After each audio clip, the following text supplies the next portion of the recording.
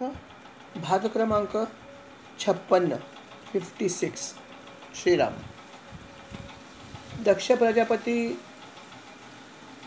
2 वेळा त्याच्या मुलांच्या बाबतीत अशा काही घटना घडल्यामुळे निराश झाला होता. त्याला रागही आला होता. त्यांनी नारदांना शाप पण दिला आणि मग तो म्हणाला, आता काय करूया, हे मी असं करणार आणि प्रत्येक वेळेस असं होत राहिलं तर हे किती दिवस चालणार. परंतु ब्रह्मदेव परत एकदा तिथे आले आणि ब्रह्मदेवाने परत एकदा त्याची समजूत घातली, सांत्वन केलं आणि ब्रह्मदेव म्हणाले, जे काय झालं ते सोडून दे, पण तुला जी आज्ञा दिली आहे परमेश्वराने तिचं पालन कर तू. दक्ष प्रजापती म्हणाले, ठीक आहे. आणि मग यावेळेस त्याची जी पत्नी होती असिकनी, हिच्यापासून 60 कन्या उत्पन्न झाल्या.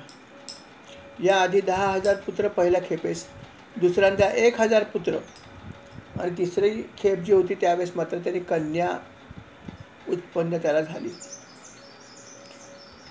कदाचित त्याला वाटलं असेल की कदाचित माझ्या कन्या जास्त आज्ञाधारक असतील, असं वाटलं असेल कदाचित, म्हणून त्यांनी कन्या यावेळेस अशी इच्छा ठेवली असावी आणि म्हणून त्याला 60 कन्या झाल्या. आणि त्याने असं म्हणलं की ज्या कन्या झाल्या त्या सगळ्या अर्थात तिच्यावरती अतिशय प्रेम करत होता. दक्षाने त्या सर्व कन्यांचा यथावकाश व्यवस्थित विवाह करून दिला. त्यातील 10 कन्यांचा धर्माशी विवाह केला, 13 कश्यपाशी केला, 27 कन्यांचा चंद्राशी केला, 2 भक्तांशी केला आणि 2 अंगिराशीशी केला आणि 2 पुरुषाश्वासी त्यांच्याशी केला आणि 4 ज्या उरल्या होत्या त्यांचा ताक्ष नावाच्या कश्यपाशी विवाह केला. अशा प्रकारे त्यांनी आपल्या सर्व कन्यांचा यथावकाश वेगवेगळ्या ठिकाणी त्यांनी त्याचा विवाह करून दिला. आणि मग पुढे जे आहे यांचा जो काही विस्तार झाला, यांच्यातूनच पुढे विश्वामध्ये संतती पसरली. अनेक प्रकारचा त्यांनी विस्तार दिला की किती पत्नीला कोण कोण मुलं घाली, त्याची भरपूर त्यांनी लिस्ट दिली आहे. नाही असं नाही की भरपूर काही झाले. त्यातले महत्त्वाचे काही जे भाग आहेत त्याला आपण जस्ट स्पर्श करूया. की जसं वसू जो होता त्याची पत्नी होती अंगिरसी. हिच्यापासून जो मुलगा झाला त्याचं नाव विश्वकर्मा होतं आणि हाच जो आहे तो शिल्पकलेचा अधिपती मानला जातो. हा एक महत्त्वाचा भाग आहे. त्याच्यानंतर इतरही अनेक ज्या मुली होत्या त्यांनी वेगवेगळ्या ठिकाणी विवाह केला होता. त्यापैकी कश्यप जो होता, कश्यपाला 4 पत्नी होत्या. त्यांची नावं होती विनिता, कद्रू, पतंगी आणि यामिनी. त्यातल्या पतंगीपासून कश्यपांना पक्ष्यांचा, यामिनीपासून टोळांचा जन्म झाला आणि विनिता नावाची जी पत्नी होती अर्थात तिच्यापासून गरुड निर्माण झाला. विनितेचा पुत्र गरुड आणि दुसरा पुत्र जो आहे विनितेचा त्याचं नाव आहे अरुण. अरुणसुद्धा विनितेचा पुत्र आहे आणि हा भगवान सूर्याचा सारथी आहे. अरुणोदय झाला म्हणतो आपण. अरुण सूर्याचं पण नाव आहे, परंतु असं मानलं जातं की तो जेव्हा बसतो रथामध्ये सूर्य तेव्हा त्याचा सारथी अरुण आहे, म्हणून अरुणसुद्धा नाव आहे सूर्याचं. आणि अरुणोदय झाला म्हणजे की सारथी आल्याशिवाय बाहेर कसा येणार तो घेऊन आपल्या पृथ्वीवर, असं आपण रूपकात्मक म्हणतो. आणि असे हे 2 पुत्र जे होते ते विनितीचे होते, अतिशय पराक्रमी. गरुड तर भगवान विष्णूंचं वाहन आणि हा दुसरा जो आहे तो सूर्याचा सारथी. अशा प्रकारे ह्या विनितीला 2 पुत्र आणि दुसरी जी पत्नी होती कद्रू. बघा नाव मुळात कसं आहे तेच बघा की नाव काय तर कद्रू. आता कद्रू या शब्दाचा मराठीत काय अर्थ होतो आपल्याला माहिती आहे की कद्रू म्हणतो आपण एखाद्या व्यक्तीला. काय कद्रू आहे, काय कंजूस आहे किंवा काय व्यक्ती आहे, चांगली व्यक्ती असं आपण म्हणत नाही कद्रू या शब्दाचा अर्थ. तर तिचं नावच मुळात होतं कद्रू. आणि अशी ही जी कद्रू होती तिला जी मुलं झाली ती सगळे नाग होते. नाग योनी जी आहे ती तिच्यापासून निर्मिती तिची झाली असं मानलं जातं. आणि त्याप्रमाणे ह्या कद्रूला अनेक नाग किंवा साप जे आहेत हे तिने जन्माला घातले. अशा प्रकारे ह्या दोन पत्न्यांना दोन वेगवेगळ्या प्रकारचे मुलं झाली. त्या दोघांचं कधीही जमलं नाही, हेही लक्षात ठेवा. कद्रू आणि विनिताचं कधीही सख्य नव्हतं, नेहमी ते एकमेकाचे शत्रूच राहिले. आणि म्हणूनच गरुड आणि नागांचं सुद्धा वैर आहे असं मानलं जातं, की नागाला गरुडाची भीती असते. कारण त्यांच्या आईमध्ये दोघींमध्ये हा एक प्रकारे भांडण होतं किंवा जमत नव्हतं, म्हणून हे असं सगळं होतं. आणि त्याच्या मागे सुद्धा अनेक कथा आहेत की असं का घडलं ते सुद्धा. कारण ती कद्रू जी होती ती थोडीशी दुष्ट होती आणि तिने एकदा फसवलं होतं याला, तिच्या सवतीला, आणि म्हणून त्या दोघींमध्ये भांडण निर्माण झालं. अशी सगळी कथा आहे एक वेगळी. तर अशी ही कद्रूपासून नाग निर्माण झाले. आपण हाच भाग लक्षात ठेवूया की अशा ह्या दोघींपासून दोन प्रकारचे प्राणी निर्माण झाले. त्याच्यानंतर पुढे सुद्धा त्याने बराच वंशविस्तार दिला आहे की अनेक लोकांची नावं त्याच्यामध्ये आहेत, अनेक पत्न्यांची नावं आहेत, अनेक मुलांची. पण त्याच्यामध्ये अजून एक महत्त्वाचा भाग म्हणजे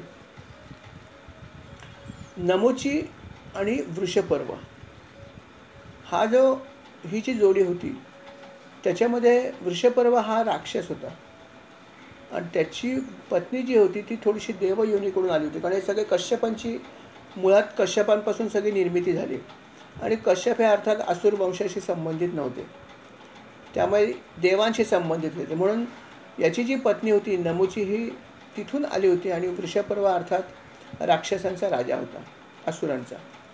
आणि या वृषपर्वाची जी कन्या होती तिचं नाव होतं शर्मिष्ठा. आणि शर्मिष्ठा आपल्याला माहीत आहे, प्रसिद्ध आहे की हिचा विवाह नहुषाचा मुलगा ययाती बरोबर झाला. आणि अर्थात ययातीची एक पत्नी अजून होती. प्रियाने उत्तर बरोबर दिला. कोण असेल तर दुसरी पत्नी होती देवयानी. देवयानी ही दुसरी पत्नी होती ययातीची.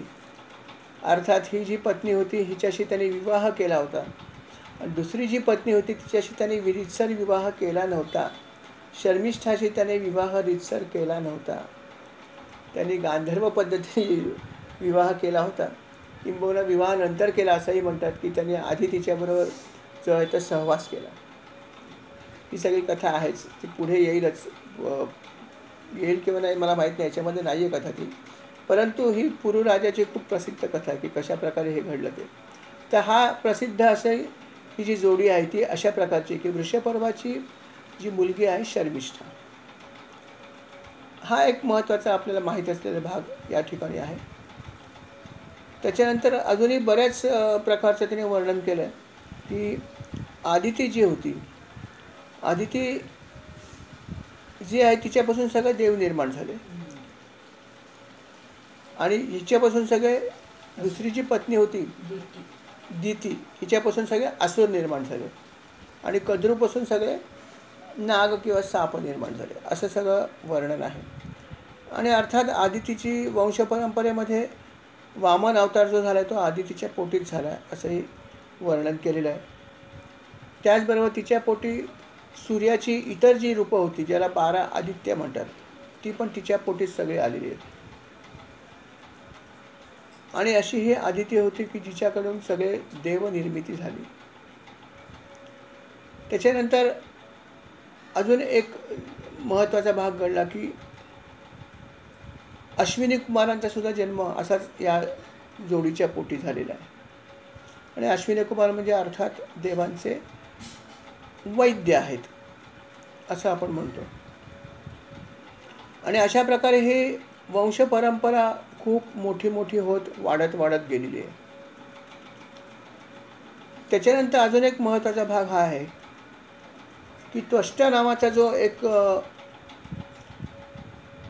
दक्ष होऊन गेला किंवा त्याला म्हणता येईल की मनु होऊन गेला, त्याची बहीण होती रचना. दैत्याची धाकटी बहीण रचना त्वष्टाची पत्नी होती असं त्यांनी म्हणलं. आणि यांच्यापासून जे पुत्र त्यांना निर्माण झाले त्यातला एक जो होता त्याचं नाव होतं सन्निवेश आणि दुसरा होता तो विश्वरूप. आणि या विश्वरूपाचा रोल खूप महत्त्वाचा आहे की जेव्हा देवगुरु जे आहेत बृहस्पती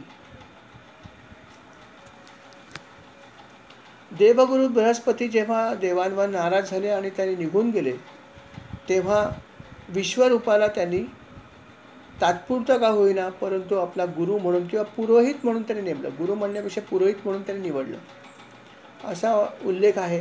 आणि असा उल्लेख जेव्हा शुकमुनीने केला परीक्षित राजाला सांगताना की ह्याच्यामध्ये असं पण घडलं होतं, तेव्हा परीक्षिताने लगेच प्रश्न विचारला की मला मुनीवर एक सांगा की देवांचे गुरु तर बृहस्पती सर्वांनाच माहिती आहे, परंतु मी हे कधी ऐकलं नव्हतं की बृहस्पतींनी देवांचा त्याग केला. हे तर मला काही माहीत नाही, कधीच नव्हतं ऐकलं. तेव्हा असा त्याग त्यांनी का केला आणि मग त्याग केल्यावर काय घडलं हे मला तुम्ही सांगाल तर मला नक्कीच आवडेल ऐकायला. तेव्हा शुकमुनी म्हणाले, ऐक, असंही घडलेलं आहे. ते म्हणाले की इंद्र हा देवांचा राजा, सर्व त्रैलोक्याचं ऐश्वर्य त्याच्याकडे होतंच होतं. आणि अर्थात त्याचा जो आपण म्हणतो की त्याचं जे काम होतं इंद्राचं, ते म्हणजे काय की पृथ्वीवरती सगळ्या गोष्टी नीट होतील की नाही बघायचं, देवांची सुद्धा काळजी घ्यायची आणि उरलेल्या वेळात ऐशाराम करायचा आपल्या भाषेत. कारण 100 यज्ञ करून तो इंद्र झालेला आहे. सर्व गोष्टीचा त्याला उपभोग घ्यायची मुभा होती आणि अर्थात तो त्या सगळ्या गोष्टीचा उपभोग घ्यायचा. आणि अधूनमधून त्याला असं वाटायचं की माझं पद कोण घेणार तर नाही, ही भीती पण असायची. आणि अशा प्रकारे हा सर्व गोष्टीचा उपभोग घेत होता. एक दिवस असंच झालं की तो सभेमध्ये बसला होता. सर्व देव तिथे होते, सगळ्या अप्सरा तिथे होत्या आणि अप्सरा अर्थात सुंदर अशा ज्या सगळ्या अप्सरा नृत्य करत होता, गंधर्व होते, गायन करत होते, अनेक सेवक तिथे चौऱ्या ढाळत होते. आणि आपल्या पत्नीसह हा इंद्र ऐशारामामध्ये ह्या सगळ्या गोष्टीचा उपभोग घेत होता. आणि भोग घेत असतानाच अचानकपणे तिथे देवांचे गुरु बृहस्पती त्या ठिकाणी आले. बृहस्पती त्या ठिकाणी जेव्हा आले त्यावेळेस सर्व देवांनी बघितलं, अरे आपले गुरु आलेत. आणि सर्व लोकांनी अर्थात उठून उभं राहून त्यांना नमस्कार केला. सर्व देवांनी यथोचित त्यांचा आदर सत्कार केला किंवा उठून उभे राहिले, नमस्कार केला. परंतु इंद्र जो आहे तो मात्र जागचा हल्ला सुद्धा नाही. नमस्कार करणं, त्यांची ख्याली कुशाली विचारणं, त्यांचा क्षेम कुशल विचारणं, त्यांचा सत्कार करणं, त्यांना वंदन करणं हे तर फार लांबचं राहिलं. साधा तो आसनावरून उठून सुद्धा उभा राहिला नाही, जे अभिप्रेत होतं. तो जागचा हल्ला सुद्धा नाही. अर्थात देवगुरूंनी हे सगळं बघितलं की जो मुख्य माणूस आहे देवांचा राजा, हा जागचा हल्लाही नाही. आणि अर्थात त्यांना लक्षात आलं ह्याचं कारण काय. त्यांना हे लक्षात आलं की इंद्राला सर्व गोष्टीचा गर्व झालेला आहे, माज चढलेला आहे. आणि ज्या ठिकाणी माझा मान नाही त्या ठिकाणी राहण्यात काय अर्थ नाही आहे असं त्यांना वाटलं. आणि दुसऱ्या क्षणी ते सभेचा त्याग करून निघून गेले. ते सभेचा त्याग करून निघून गेले. आणि नंतर इंद्राला लक्षात आलं की आपल्या हातून काहीतरी चूक घडली आहे. पण तेव्हा बराच उशीर झाला होता, कारण देवगुरु जे ते सभेचा त्याग करून निघून गेले होते. त्याला समजेना काय करावं. अर्थात पहिलं त्याने एकच केलं की स्वतःचीच थोडीशी निंदा केली, चरफडला, काय केलं हे मी, छे छे छे छे छे काय केलं मी, मला या ऐश्वर्याचा इतका गर्व आला, या ऐश्वर्याची मला नशा चढली आणि म्हणून मी माझ्या गुरूंचा आदरच नाही केला. आणि अनादर सुद्धा कुठे केला तर सर्व सभेत केला. सर्व देवांनी त्यांचा आदर केला आणि मी देवांचा राजा, मी त्यांचा अनादर केला. बापरे, किती मोठी मी चूक केली. आणि ही चूक आता मी कशी क्षम्य होईल. मी तर आज देवांचा राजा असून राक्षसासारखा वागलो. खरोखर आता काय माझं होणार मला माहीत नाही. खरं कदाचित मला नरक यातना तर मिळणार नाहीत ना. काय होईल मला माहीत नाही. आणि माझे गुरु तर माझ्यावर नाराज झालेत, ज्यांच्याकडे ज्ञानाचा सागर आहे. आता काय करू. इतर लोकांनी त्याला सल्ला दिला देवांनी, एक काम कर, जा त्यांच्याकडे जाऊन त्यांची माफी माग, त्यांच्या चरणावर आपलं मस्तक ठेव, त्यांची मनधरणी कर, हे सगळं कर. कदाचित ते तुला क्षमा करतील आणि फारच चांगली गोष्ट होईल. अर्थात इंद्रालाही पटली ही गोष्ट, की म्हणला नाही बरोबर, हे करण्याशिवाय दुसरा पर्याय नाही. आणि इंद्राने ठरवलं की आता आपण जायचं आणि बृहस्पतींची क्षमा याचना करायची. क्षमा याचना करण्यासाठी तो निघाला, परंतु बृहस्पती जे होते ते अंतर्धान पावले होते, ते त्यांच्या निवासस्थानी सुद्धा नव्हते. अर्थात जेव्हा देवगुरु स्वतः ठरवतात की मी कोणाला दिसू नये, तर कोणामध्ये ही शक्ती आहे की त्यांचं दर्शन घ्यावं. इंद्राची तर प्रश्नच येत नाही.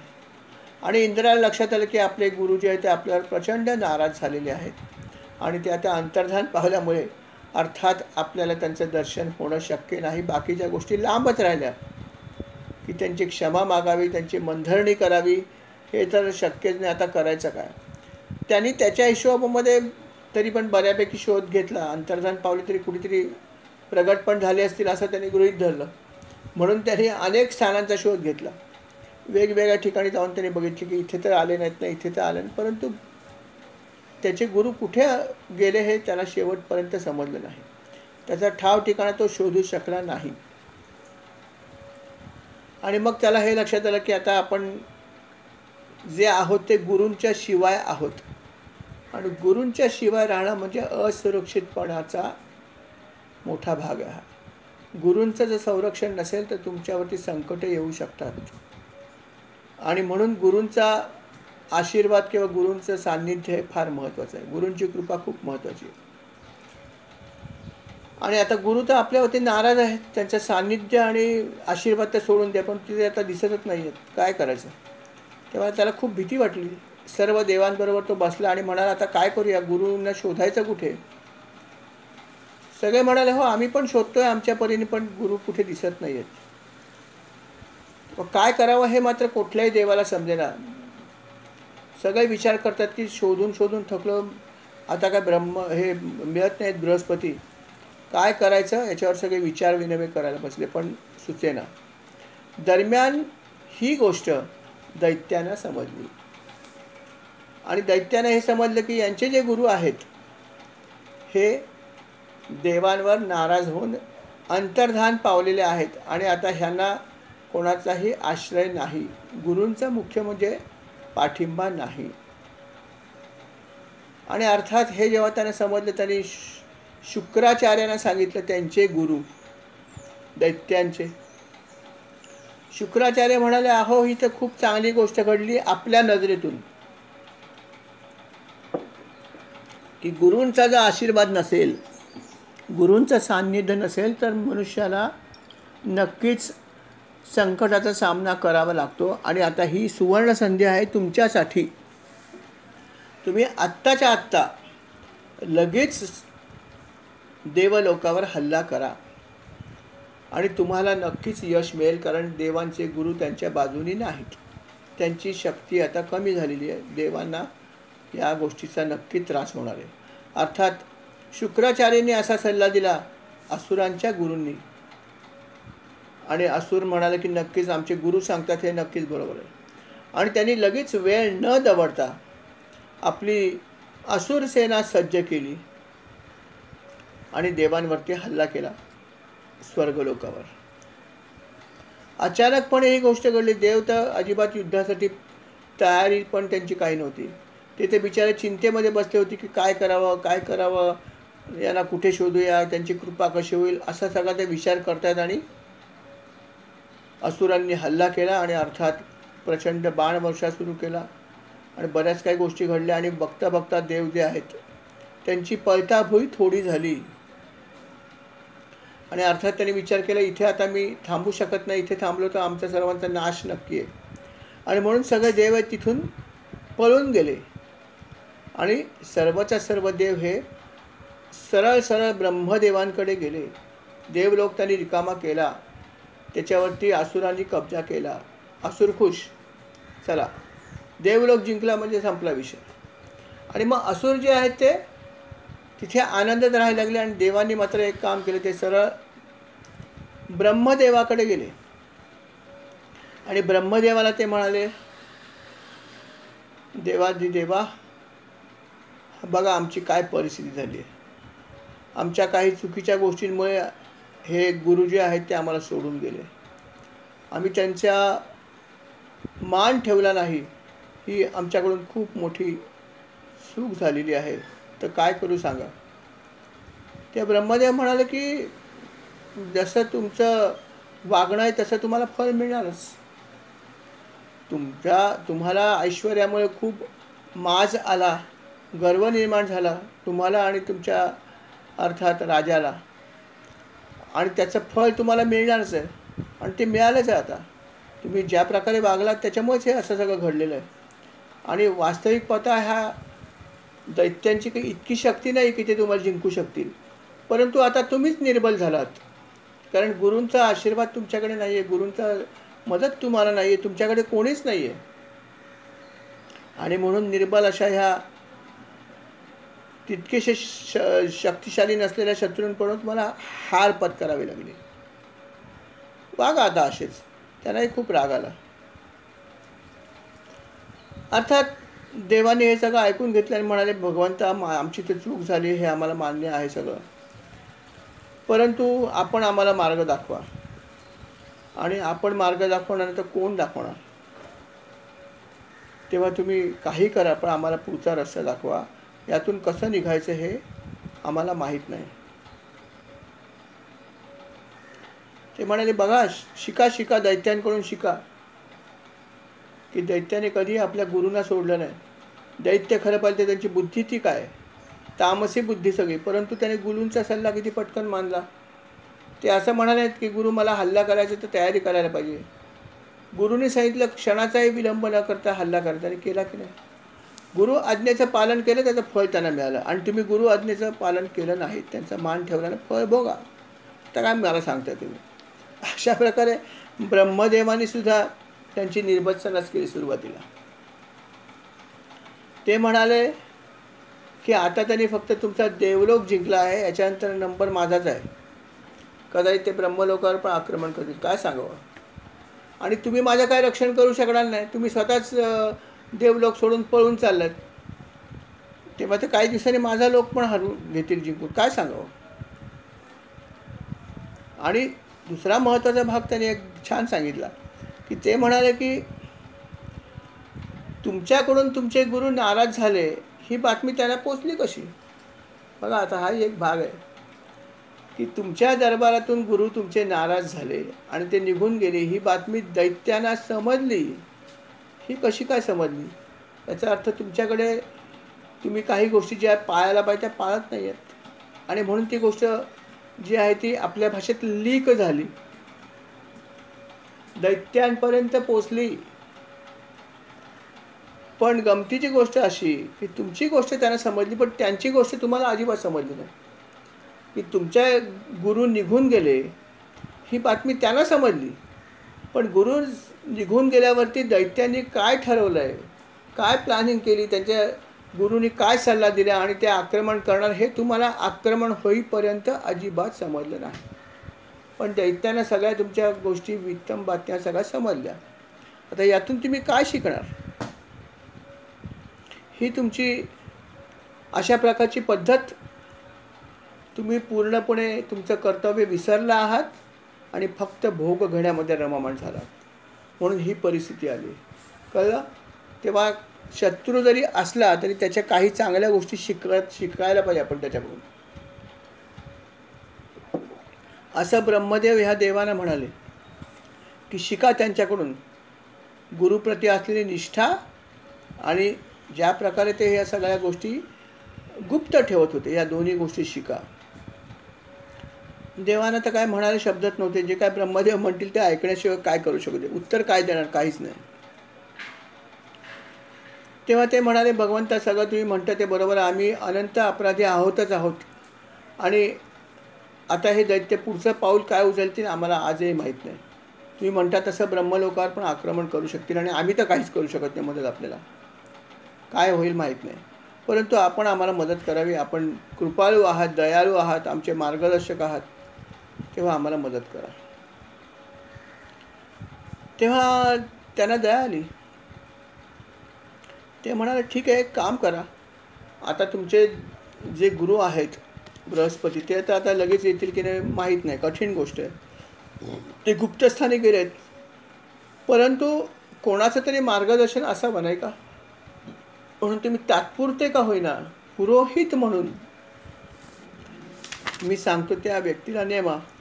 आणि ती व्यक्ती म्हणजे त्वष्टाचा पुत्र जो आहे त्याचं नाव विश्वरूप आहे. याच्याकडे तुम्ही जा, अर्थात त्यांना खुश करा, त्यांची सेवा करा आणि नंतर त्यांना हे सांगा की आम्हाला तुम्ही पुरोहित म्हणून हवे आहात, यावं. अर्थात हे करताना तुम्हाला हे लक्षात येणारच आहे की त्यांचा एक भाग जो आहे तो असुरांकडून आहे, म्हणजे त्यांचं कनेक्शन असुरांकडून पण आहे आणि देवांकडून पण आहे. कारण वडिलांचा भाग आहे तो असुरांकडून आणि आईचा भाग आहे तो देवांकडून आहे, त्यांचा संगम आहे या ठिकाणी. तेव्हा हे सगळं तुम्ही लक्षात ठेवा आणि जा. जरी ह्या विश्वरूपांना असुरांचं सुद्धा प्रेम असेल, कारण का असणारच आहे, दोघांचा संगम आहे, तरी पण त्या गोष्टीकडे तुम्ही लक्ष देऊ नका. त्यांचं असुरांवर असलेलं प्रेमसुद्धा आहे ते तुम्ही जरा कानाडोळा करा आणि त्यांचा सन्मान करा. आणि त्यांची मदत जर घेतली, निदान काही वेळापुरती जरी पुरोहित त्यांना नेमलं तर, आणि ते तयार झाले तर तुमचं भाग्य समजा. अशा प्रकारे त्यांनी सल्ला दिला. अर्थात सल्ला दिल्यावरती अर्थात त्यांनी तो सल्ला मानायचं ठरवलं, दुसरा उपाय पण नाही आहे. आणि सगळे देव जे आहेत ते एकत्र होते आणि मग ते तिथे यथावकाश गेले. त्वष्ट्याचा जो पुत्र होता विश्वरूप, याच्याकडे ते गेले. अर्थात ते जेव्हा तिथे गेले तेव्हा ह्या विश्वरूपाला खूप आनंद झाला. तसा तो यांच्यापेक्षा लहान होता वयाने, आणि म्हणून त्याला खूप आनंद झाला की अरे हे सगळे ज्येष्ठ लोक माझ्या घरी आले. आणि म्हणून त्यांनी त्याचा आदर सत्कार केला की वा वा वा, तुम्ही आज आमच्या या कुटीरामध्ये आलात आणि आम्हाला खूप आनंद आहे. तेव्हा माझी अशी इच्छा आहे की आपली काहीतरी सेवा मी करावी, अशी माझी इच्छा आहे. आणि तुम्ही आमचे अतिथी आहात आणि देव खरोखरच आहात. अतिथी देवदेव म्हणतात, पण तुम्ही मुळातच सगळे देव आहात आणि माझ्या घरी आला आहात. तेव्हा तुमची सेवा करणं हे माझं काम पण आहे आणि मला आनंद पण आहे. तेव्हा तुम्ही सांगा काय सेवा करू. देवानं जरा अशा प्रकारचं त्याला ऐकल्यावर थोडं बरं वाटलं की चला आपलं थोडंसं काम हलकं झालं आहे.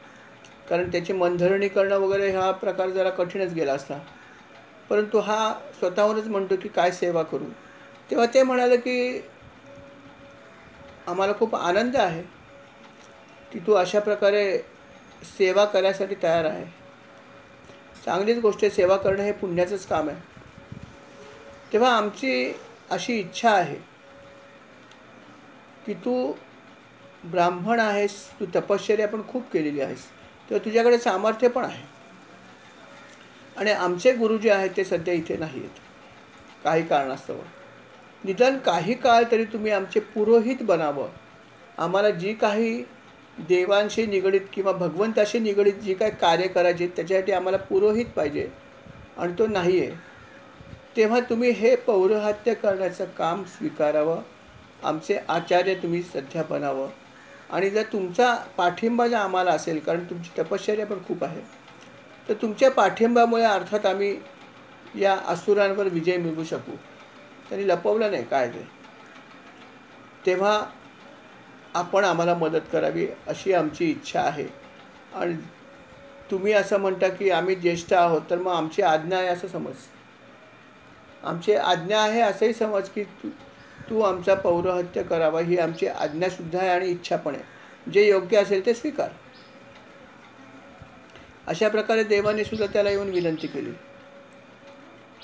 देवाने जेव्हा अशा प्रकारची विनंती केली तेव्हा अर्थात विश्वरूपा हा एक तपश्चर्या पण त्याने खूप केली होती. तो म्हणाला की तुम्ही माझ्या घरी आला आहात आणि परत तुम्ही येऊन माझ्याकडे अशा प्रकारची मागणी केलेली आहे, तुमची मागणी पूर्ण करणं हे माझं काम आहे. वास्तविक पाहता जी गोष्ट तुम्ही मला सांगताय करायला, पौरोहित्य करण्याचं काम, हे काय फार चांगलं नाही आहे. बघा, पौरोहित्य करण्याचं काम जे आहे हे ब्रह्मतेज क्षीण करणारं आहे. आणि म्हणून हे शक्य तर करू नये असंही आहे. म्हणून माझी अशी इच्छा तर नाही आहे की हे सगळं करायची. अर्थात त्याची बरीच कारणं आहेत की का करायला कोणी तयार होत नाही. अनेक कारणं पण आहेत. पण त्याच्यामध्ये ही गोष्ट फॅक्टच आहे की कधी कधी ब्रह्मतेज जे आहे ते क्षीण होऊ शकतं. आणि म्हणून कोणीच करायला तयार होत नाही. परंतु आपण माझ्या घरी आलात, आपण वडील आहात माझ्यासारखे, आणि इतकी प्रार्थना करतात, तेव्हा मला अर्थात तुम्हाला नाही म्हणण्याचा प्रश्नच येत नाही. जरी मला ही गोष्ट स्वतःला वैयक्तिकदृष्ट्या पसंत नसली तरी पण मी हा विचार करतो की आपली इच्छा मी पालन करीन. आपली ती इच्छा नव्हे आज्ञा आहे असं समजेन, कारण आपण माझ्यापेक्षा ज्येष्ठ आहात. तेव्हा मी आपल्याला हो म्हणायचं ठरवलेलं आहे. खरं पाहिलं तर अजूनही मला हेच वाटतं की जर मला स्वातंत्र्य असतं तर मी कदाचित हे पौरोहित्यासारखं काम केलंच नसतं. कारण माझ्या हिशोबात ते निंदनीय कृत्य आहे. बघा, त्याने म्हणलं निंदनीय कृत्य आहे, कारण त्याच्यामध्ये दोष लागण्याची शक्यता असते. म्हणून भीती वाटते की अनेक दोष लागू शकतात हे करत असताना. आणि म्हणून तो म्हणत होता की मला हे करायची इच्छा नाही आहे, तरी पण आता तुमची इच्छा आहे म्हणून मी करणार आहे.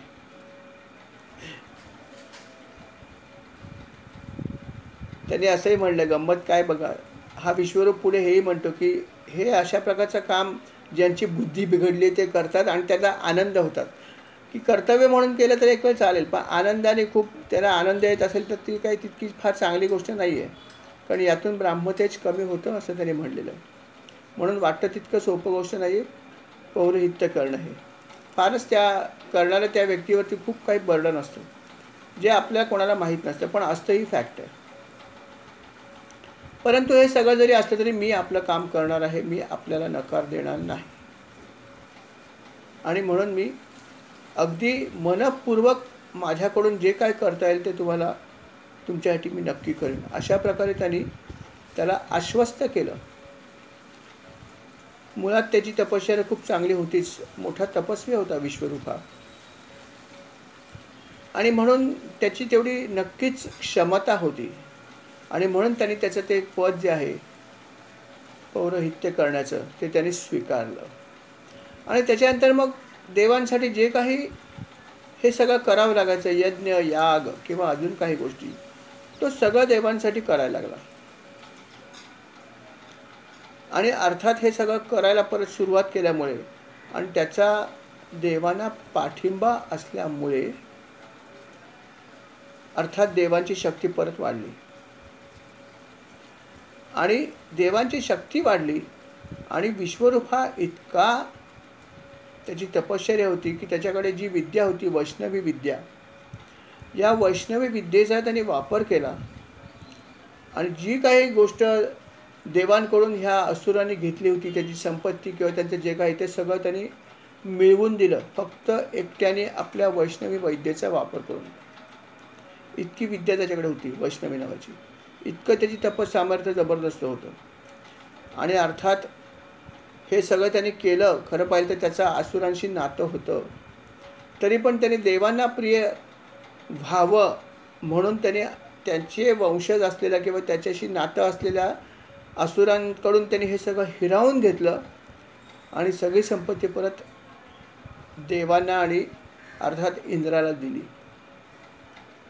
नंतर मग हे सगळं मिळाल्यावरती इंद्राला जेव्हा खात्री पटली की आता खरोखर हा विश्वरूप जो आहे त्याची तपस्सामर्थ्य खूप जबरदस्त आहे आणि त्यांनी फक्त या तपस्सामर्थ्याच्या जोरावर मला सगळं काय असंही आणून दिलं आहे, सगळे धन संपत्ती ऐश्वर आणून दिलं आहे. आता मात्र आपण एक करायला हरकत नाही की आता आपण त्यांच्यावर युद्धसुद्धा करायला हरकत नाही. आणि मग त्यांनी देवांची सेना गोळा केली आणि असुरांवर अर्थात आक्रमण केलं. आणि असुरांवर आक्रमण केल्यावर अर्थात त्याने असुरांचा वरती विजय मिळवला. आणि अशा प्रकारे त्यांनी ह्या विश्वरूपाला जेव्हा त्यांनी स्वीकारलं गुरु म्हणून त्याचा त्यांना फायदा मिळाला. बघा गुरूंचं स्थान किती अबाधित आहे, की गुरु जर असतील तर तुम्हाला सगळ्या काही गोष्टी मिळू शकतात. म्हणून गुरूंना मिळवणं हे फार महत्त्वाचं आहे. गुरूंची मर्जी राखणं महत्त्वाची आहे. गुरूंच्या मार्गदर्शनाप्रमाणेच चाललं पाहिजे. गुरूंची चुकूनही अवहेलना होता कामा नये. जर अवहेलना झाली तर जिथे प्रत्यक्ष देवांना आणि इंद्राला सुद्धा अशा प्रकारच्या गोष्टी सहन कराव्या लागल्या, तर तुम्ही आणि आम्ही काय चीज आहोत. म्हणून गुरु कृपेला जसं महत्त्व आहे, तसं गुरूंचा चुकूनही आपल्या हातून अपमान होता कामा नये. त्यांची अवहेलना तर लांबची गोष्ट, चुकूनसुद्धा असं होता कामा नये याची खबरदारी प्रत्येकाने घेतली पाहिजे. कारण देवसुद्धा जे आहेत ते गुरूंची कृपा नसेल तर काही करू शकत नाही. आणि म्हणून गुरुकृपेचं जे आहे, एक प्रकारे त्यांनी महिमाच या अध्यायामध्ये सांगितलं आहे की गुरूंचं महत्त्व काय आहे. अर्थात अशा प्रकारे विश्वरूपाने देवांचं गुरुत्व किंवा पौरोहित्य केलं आणि देवांना सर्व प्रकारची संपत्ती ऐश्वर परत मिळवून दिलं. आणि देवांनी इंद्राने असुरांवरती युद्ध करून परत एकदा त्यांचा पराभवसुद्धा केला आणि असासुद्धा सूड उगवला. आणि अशा प्रकारे देवांच्या सर्व इच्छा पूर्ण झाल्या. अर्थात हे सगळं झालं. त्याच्यानंतर हे सगळं करत असताना अर्थात इंद्र जो आहे त्यांनी भरपूर युद्ध केलं होतं. युद्ध करण्यापूर्वी त्यांनी काय केलं की युद्ध जिंकला, पण युद्ध करण्यापूर्वी आणखीन एक गोष्ट घडली होती की युद्ध करण्यापूर्वी तो ह्या गुरूंकडे आपल्या गेला होता आणि म्हणाला होता की युद्ध तर आम्हाला करायचं आहे, परंतु आमचं रक्षण कसं होईल हे सांगा. असा काहीतरी उपदेश करा की ज्याच्यामुळे आमचा तिथे गेल्यावर नाश होणार नाही किंवा पराजय होणार नाही. तेव्हा असं काहीतरी तुमच्याकडे असेल तर आम्हाला सांगा. आणि तेव्हा या विश्वरूपाने त्यांना नारायण कवच नावाचा एक जो काही भाग असतात तो सांगितला. ते म्हणाले, हा जो काही मी तुला सांगणार आहे हे जर तू केलंस तर अर्थात तुझ्याभोवती कवच निर्माण होईल आणि मग तुला कुठल्याही प्रकारचा कोणीही तुला पराजय करू शकणार नाही. तुला कुठल्याही प्रकारचं भय मिळणार नाही. आणि ही जी वैष्णवी विद्या माझ्याकडे ती पण तुला मिळू शकेल.